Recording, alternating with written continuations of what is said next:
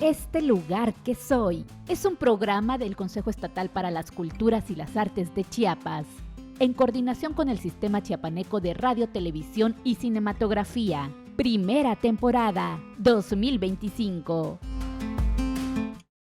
Hola, ¿qué tal? Bienvenidas, bienvenidos aquí a Este Lugar que Soy, un programa que ya saben que estamos haciéndolo de aquí, del Consejo Estatal para las Culturas y las Artes de Chiapas, en coordinación con el Sistema Chiapaneco de Radio, Televisión y Cinematografía. Su amiga Guadalupe Gordillo, como siempre, cada jueves estoy muy bien acompañada, en esta ocasión de una gran mujer, alguien que es reconocida como promotora cultural, pero también poeta, pero también escritora, pero también periodista, Socorro Trejo Sirvent, una mujer extraordinaria que en el mundo de la cultura, en Chiapas, es muy reconocida.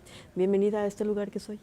Muchísimas gracias, Lupita. Es un honor estar en este programa, Este Lugar que Soy, que tiene un verso muy hermoso de Rosario Castellanos. Y pues muy amablemente recibí la invitación de ustedes para estar aquí y pues a ver qué. Claro que eso se trata, de que platiquemos con grandes artistas, promotores culturales, que han aportado muchísimo a Chiapas, y entonces visibilizamos. Ahora sí que la maestra Angélica Altuzar Constantino, la directora, la titular del Coneculta, junto un saludo con Mario Escobar, exacto, el director del sistema, que recrearon este programa en el que visibilizamos a las mujeres y a los hombres que forman parte de Chiapas, de este estado, que nos proyectan orgullosamente a otros lugares, ¿no? Claro. A donde llegamos gracias a las redes sociales, a este programa que ya se vuelve internacional al subirlo a las plataformas digitales. Y bueno, para ir adentrándonos en nuestro tema, ¿quién es Socorro Trejo? ¿De dónde viene? ¿Dónde nació? Bueno, Socorro Trejo Sirvent, bueno, mi nombre completo es María del Socorro Trejo Sirvent, pero todo el mundo me dice, pues, o Socorro, o Socorrito, o Coqui, como me dicen también. Cocó me dicen algunos, mi papá me dice Cocoy, o sea, cada quien me dice como gusta, pero soy tuzleca de nacimiento, y mi mamá también es tuzleca, pero mi papá es del Salto de Agua, del norte del estado. Entonces tengo familia también, mi abuela paterna era tabasqueña, mi abuelo paterno era de San Cristóbal, entonces tengo raíces de muchos lados, no solamente de Tuxtla Gutiérrez. Claro. Sí. ¿Qué mi tal abuelo la infancia? materno era de Estación Juárez, ¿sí?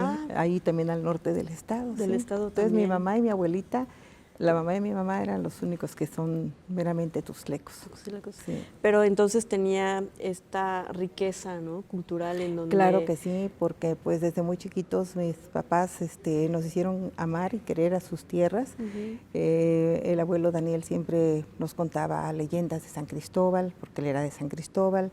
La abuelita de allá de Tabasco igual le seguía hablando como tabasqueña hasta el final de sus días. Ella vivió 102 años. Y el abuelo Octavio, al que lo perdimos, pues sobre todo yo lo perdí a los 11 años.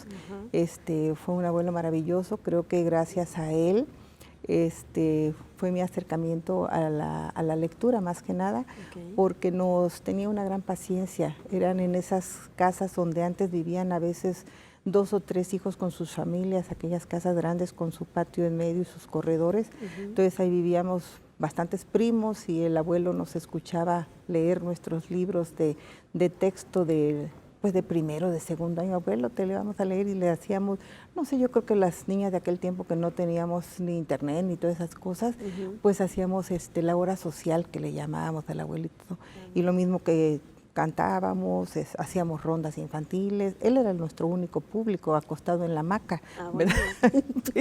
Pero todos hacíamos algo. Otros declamaban. Y ya él les decía, les aprobaba, les aplaudía. Sí, nos aplaudía y todo, y era una maravilla. Pero yo, por ejemplo, a él le leía los cuentos que venían en los libros infantiles de lectura, en los libros de la primaria, y tenía muchísima paciencia. A veces acostado y yo parada y le decía de pie, te leo este cuento. Sí, ya me lo leo. O sea, era alguien que influyó en mí, y creo que influyó también en toda mi familia, porque siempre lo vimos leyendo. Siempre tenía un periódico en las manos, el Excelsior. se sentaba en una butaca y siempre abría el periódico y estaba leyendo el Excelsior, coleccionaba la revista Selecciones, la revista Siempre. Entonces a mí me gustaba hojear esas revistas, leer las selecciones, sobre todo eso cuando es una niña, que si la risa remedio infalible, que no sé qué, lo que venía, ¿no? O algunas historias que venían al final que eran muy entretenidas. Claro. Y en Siempre la política, ¿no? Así es, entonces en Siempre, pues sí, a mí me llamaba mucho la atención. También mi papá después empezó a coleccionar otra revista que a lo mejor la conoces, que se llamaba Life. Life, claro, ¿verdad? Y que también era muy bonita. Creo que todo eso influyó, hizo ese mundo mágico para mí. Los cómics. ¿No los cómics es una maravilla, ¿cómo crees que no? Nosotros comprábamos en un lugar que se llamaba El Correíto de don Arturo Ramos, que era una casita como de madera, así la recuerdo, que estaba afuera de la iglesia de San Marcos, y ahí pasábamos a comprar después de la misa del domingo, pues alguna de las, el abuelo nos daba, el abuelo, el que le gustaba que le leyéramos, $1 a cada nieto. Éramos 12 nietos, pero los mayores éramos como 8. Entonces, cada uno compraba diferente cuento. Y ya nos sentábamos a leerlos y ya intercambiábamos, que si los supersabios nos compraba mi papá, ese sí nos la compraba mi papá. Mi mamá nos compraba Lágrimas y Risas, el Memín Pingüín, pero también la pequeña Lulú, la Periquita, la Zorra y el Cuervo. Todas esas eran lecturas que teníamos desde niños, ¿no? Pero a la vez vivíamos en un mundo donde teníamos mucha familia que era cuentera, se le puede decir, que nos contaba historias, ¿sí? Como el abuelo Daniel, como mi papá, que se acostaba en la hamaca y tenía un gran público con todos los vecinitos y los parientes y todos éramos como 10 o 12 niños, y a cada niño le ponía nombre de los personajes del cuento que le inventaba. Muy bien. Entonces todos sufríamos o reíamos o llorábamos con las historias. ¿Actuaban también? No, él nada más nos lo iba contando, pero a veces nos decía, va a continuar el próximo domingo, entonces, quedabas con la... pero muy, muy interesante. Teníamos otro tío, Adán, que también nos contaba historias diferentes, un primo, Saúl, que hasta la fecha es escritor y dramaturgo, que también nos contaba historias. Cada uno eran historias. Por ejemplo, Saúl nos contaba de miedo o de vaqueros, el otro tío, que unas historias que daban risa, cada uno tenía su estilo. Y entonces te fue marcando, ¿no? Me fue marcando, y creo que mi hermana, sobre todo, que es la que sigue de mí, fue la que vivimos la época en que mi papá tenía un programa de radio que se llamaba Sugestiones Poéticas, donde invitaba lo mismo que a cantantes, tríos, cuartetos, como el Cuarteto Vendaval, el trío Los Tecos de aquí de Oaxaca, pero que vivían acá en Chiapas, a escritores como Eliseo Mellanes, como Raúl Garduño, que en ese entonces era muy jovencito. Los jueves pasaba el programa Sugestiones Poéticas, donde le invitaba, pues, lo mismo que a poetas, que a declamadores, que artistas de todo tipo. A todo el gremio cultural. Y a los cantantes. ¿Sí? Conocimos lo mismo que a periodistas, porque también invitaba a periodistas, que don Emín, don Tito Gallegos, artistas de teatro, o sea, conocimos a don Gustavo Acuña, que fue el primer director del Teatro de la Ciudad, a don Chely Solís, que tenía una voz preciosa para cantar, a don Gilberto Vázquez Borrás, que era un tenor tuzleco que canta el vals Tuzla, ¿no? ¿Mande? ¿Creciste escuchando a todas las personas? Crecimos escuchando todo eso, nos fue, yo creo que llevando, ¿verdad? Y mi papá fue quien nos daba, por ejemplo, las lecturas de los poemas de los poetas chiapanecos como Jaime Sabines, Rosario Castellanos, Óscar Oliva, Juan Bañuelos. O sea, ahí tuvimos un primer acercamiento a ellos, pero también mi mamá nos daba otro tipo de lecturas, ¿sí? Entonces mi mamá decía, no lean de los Apeninos a los Andes, Corazón Diario de un Niño. O sea, nos fueron llenando de muchas lecturas de diferente tipo. Y mi papá tenía el gusto de ir formando su biblioteca, y sabía que algunas personas vendían parte de su biblioteca y lo daban en aquel tiempo muy económico, ¿no? Entonces yo recuerdo que una tía, doña Mechita, la tía Mechita Santalla, vendió su biblioteca y vivía a la vuelta de la casa. Entonces la compró mi papá y como estaba tan cerquita, íbamos trayendo los libros, íbamos y regresábamos, y ahí él compró, en esa biblioteca había una colección muy interesante de novelas europeas, de los autores de franceses, ingleses, alemanes. Ahí tuvimos el acercamiento a muchos de ellos en esas novelas. Cuando pues te hablo que éramos gente que tendría 16, 17, 18 años, ¿no? Antes de irnos a la Ciudad de México. Ah, muy bien. Sí. ¿Que escribiste un poema dedicado a la radio? Sí, tengo un poema dedicado a la radio, Ajá. ¿sí? Y bueno, pues también para todos los de la radio, y está dedicado a mi hermana Marisa, confidente y amiga. Y dice así: escuchábamos la radio cuando la voz de papá traspasaba las ondas hercianas. Éramos dos chiquillas que atisbaban apenas las luces y las sombras de la vida. La radio, esa cajita de resonancia, nos hacía soñar al escuchar la voz de los poetas. Eran los años 60 y la radio era el centro del mundo. Era la época de las ensoñaciones y no sabíamos nada, o no sabíamos casi nada de la vida. Mamá era un ángel que por las noches nos decía: a dormir. Mañana había que madrugar para ir a la escuela.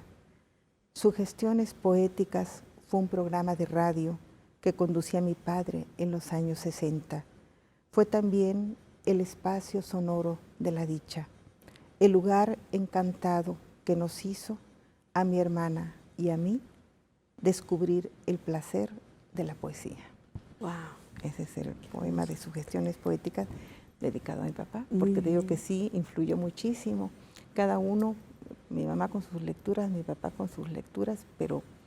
Una de las preguntas que yo hago cada vez que tengo la oportunidad de platicar con personalidades tan interesantes como tú es: ¿quién te inspiró para llegar a ser quien eres? Yo creo que fue el ambiente de la casa el que me inspiró, sobre todo el ver a tantos lectores, a tanta familia que se dedicaba a contar historias, a mi papá que le encantaba la poesía, a los declamadores, el tener la fortuna de conocer, por ejemplo, muy chiquita, a un Armando Duvalier, a un Eliseo Mellanes, a un Raúl Garduño que un día llegó. Yo ya en ese entonces era un poco mayor, porque recuerdo que fue en 1976 que llegó con un libro. Fue a visitar a mi papá, no tanto era mi amigo.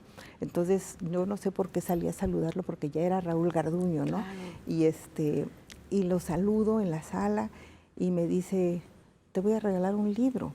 Y yo me sentí maravillada que me iba a regalar un libro Raúl Garduño. Autografiado. Autografiado.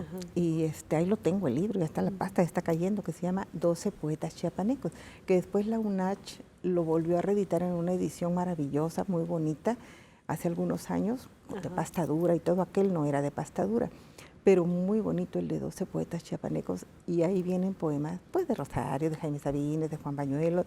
El más joven era Raúl Garduño, con el cierre, está Elba Macías también ahí, y me lo dedica, una dedicatoria muy bonita. Pero yo feliz con mi libro de Raúl Garduño. Oye, ¿qué edad tenías más o menos ahí? Como 16. En 1976 tenía yo 22 años. 22. Estaba yo creo que ya en la carrera. ¿Estabas en la carrera o estabas regresando? Estaba yo en la carrera, pero yo creo que fue en unas vacaciones, porque está firmado a finales de junio de 1976. ¿Porque fuiste a estudiar Fui a estudiar a la Ciudad de México, sí, la carrera en ese entonces, o no sé si todavía se llame así, Periodismo y Comunicación Colectiva, en la Facultad de Ciencias Políticas y Sociales, cuando la facultad pues era muy chiquita y estaba muy cerca de la calle de Odontología, donde nosotros vivimos un tiempo. Sí, ahorita vamos a regresar, ¿qué te parece? Sí. Porque me interesa mucho saber cómo fue la vida de una mujer en esa época, ya estudiando la carrera, porque eran pocas las mujeres todavía, ¿no?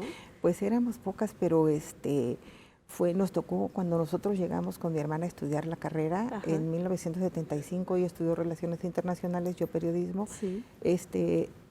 Llegamos en el 75 y el 75 fue el Año Internacional de la Mujer Claro, a nivel mundial. claro, sí. Entonces creo que eso cambió toda la perspectiva y Toda la todo el historia. panorama de nosotros, porque tuvimos la oportunidad de conocer a grandes personalidades, Sí. entre ellos a Laide Fopa, la de la revista FEM. Ay, me emociona Sí. tanto. Regresamos, vamos a una pequeña Sí. pausa y regresamos con Socorro Trejo Sirvente.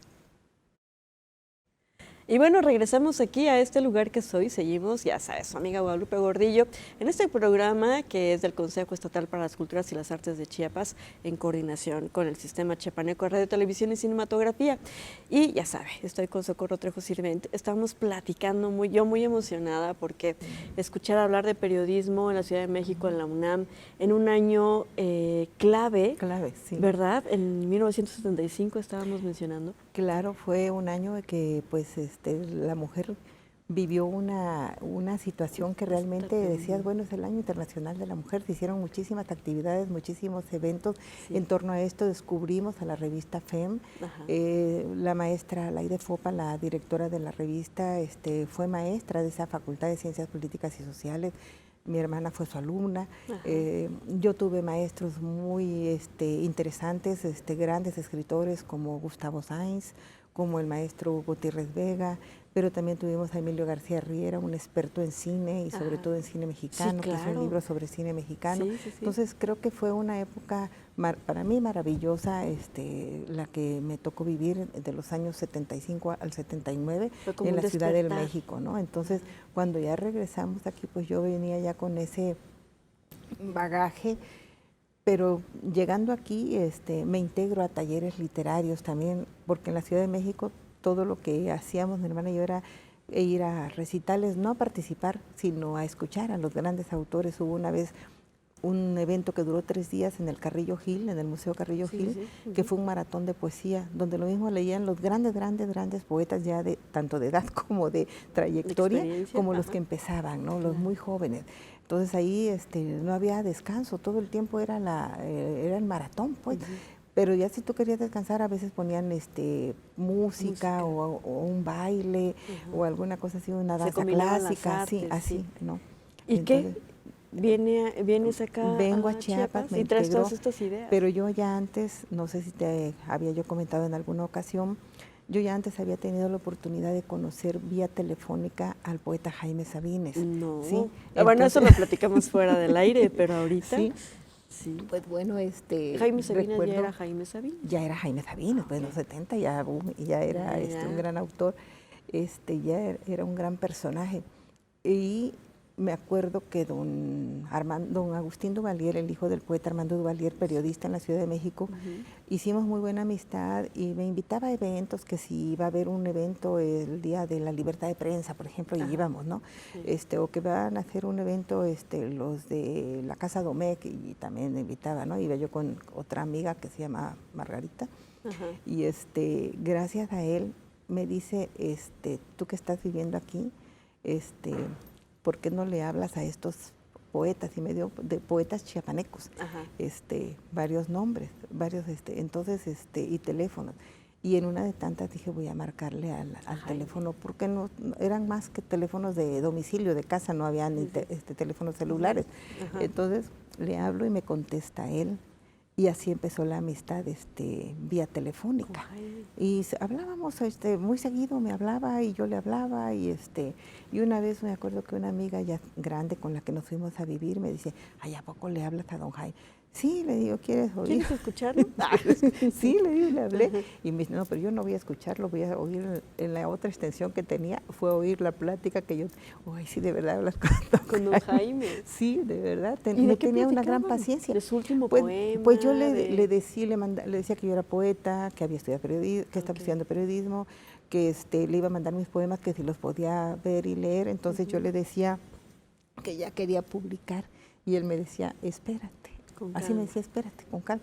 Por eso yo fui una poeta de publicación tardía. Este fue mi primer libro, el que se llama Para decir mañana. ¿Pero a qué le llamas tardía? Pues yo ya en el 91, pues ya qué edad tenía yo, en el 90, muchos publicaban muy jóvenes. Y aparte obediente, porque obedeciste muy bien a don Jaime. Le dije, espérate. Y una vez le mandé esos poemas de este libro, y me dice, ya leí tu libro, ahora sí puedes publicarlo.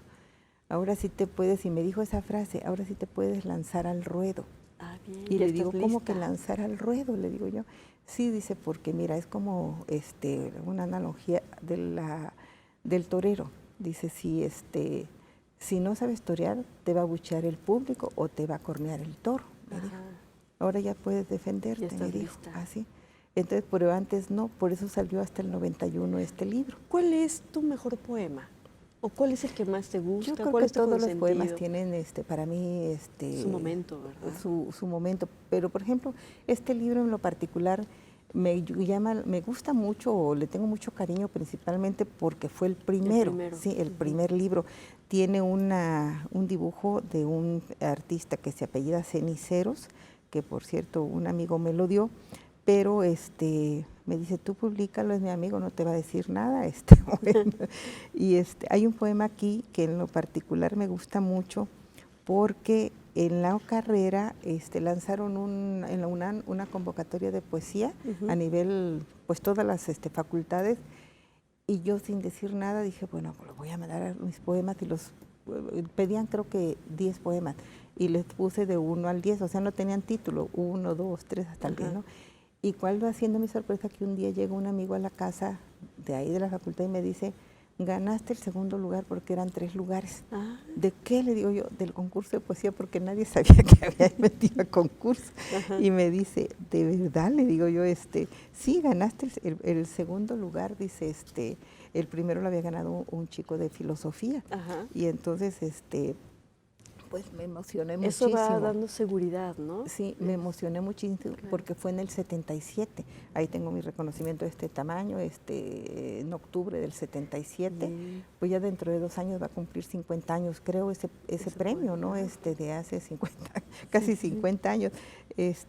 Y hay un poema que a mí en lo particular me gusta mucho, que ya ni lo encuentro, es uno que se llama Poema 9. Creo que aquí es más fácil de escuchar. Aquí los trae marcados. Sí, aquí está, pero aquí también viene. Si gustas lo leo. Sí, por favor. Es uno de los poemas de aquel tiempo, porque es del año, pues, de los 70.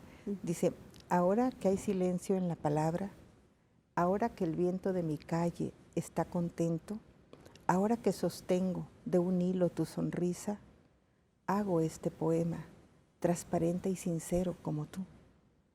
Ya sé que a veces juego a hacer poesía y sé que es tan solo una metáfora, alegoría infinita, dulce ficción en que me apoyo siempre. Y ahora, desde donde sostengo a diario mi oficio predilecto, voy hacia ti, llevando entre el silencio de un poema el recuerdo más antiguo del mundo, tu amistad. Y sin embargo, quería decirte tantas cosas, amigo mío. Ahí termina el poema de Para decir mañana, y por eso el libro se llama Para decir mañana, porque hay un poema que tiene un verso que dice Para decir mañana y me gustó, ¿verdad? Así como el título de este programa, de este lugar que ¿verdad? soy, claro. Sí, Para decir mañana. ¿Y ahora qué inspira Socorrito?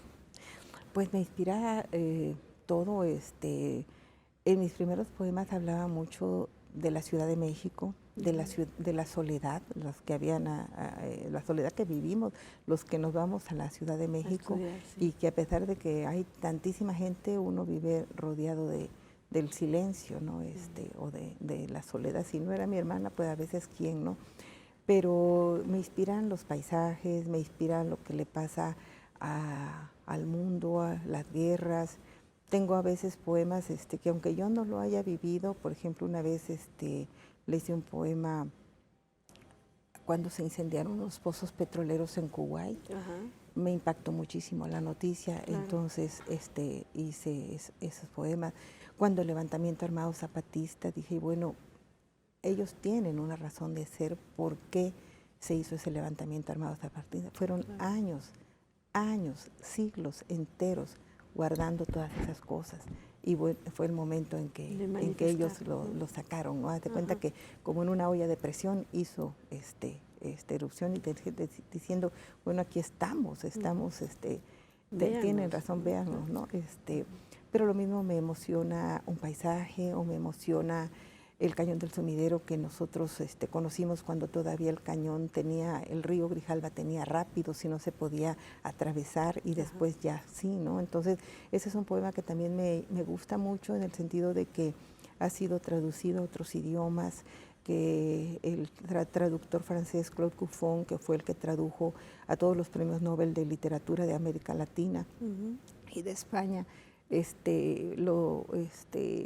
lo tradujo al francés, y entre lo que él comenta al principio en su prólogo, empieza con lo que como yo empiezo el poema, que dice: habría que hablar de ti. Es un hablo con el cañón, le digo: habría que hablar de ti, cañón, con otras voces, cañón, espada de la historia, cuna de las sorpresas. Habría que hablar de ti con canto de quetzal o guacamaya, transformarse en lagarto, en puma, en frágil mariposa. El tiempo se adueñó de ti y te ha cambiado. Atrás quedó la niña selva que nos miraba desde abajo guardando su misterio. Atrás quedó la fauna virgen, la algarabía del mono, la serpiente y su canto.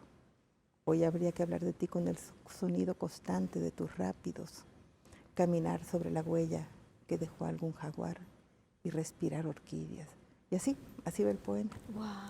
Ese es el poema que habría que hablar. Porque has ganado premios, ¿verdad? ¿Mande?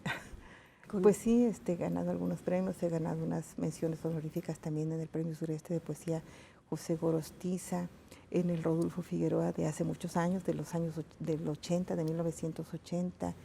Y bueno, no precisamente lo hago para ganar premios, sino porque es algo que me nace, y bueno, y si a alguien le llega y le toca, así como a ti, alguna fibra de su corazón, claro, pues yo ya me siento más que pagada y correspondida. Porque ¿verdad? yo te he escuchado y llevas a Chiapas en tu corazón, ¿no? Sí, tengo muchos poemas dedicados a Chiapas.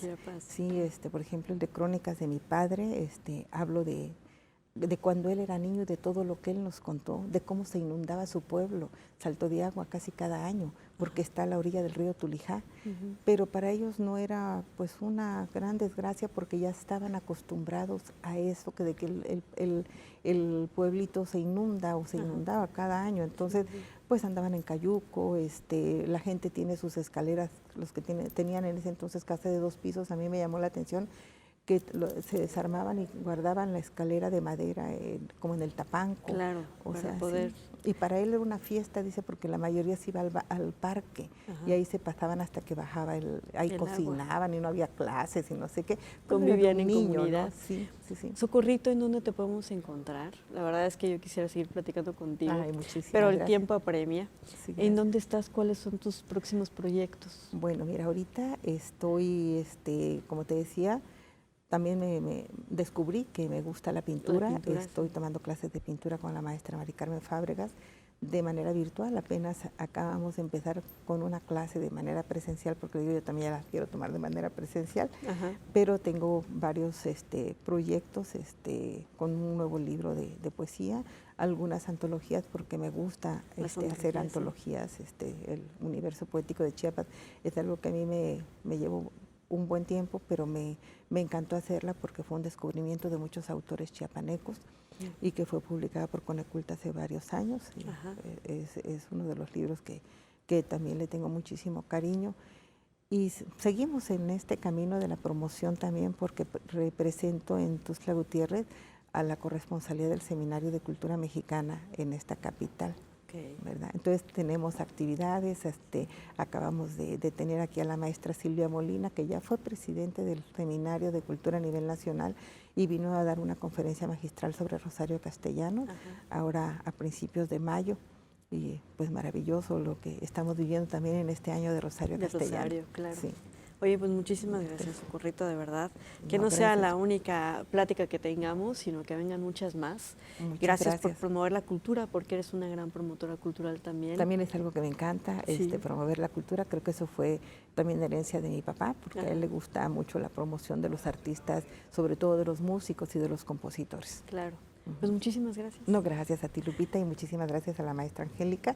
Muchísimas felicidades, que sea un programa que tenga mucho éxito, programa de Este Lugar que Soy. Así es. Sí. Pues nos escuchamos y nos vemos en la próxima. Cuídense mucho.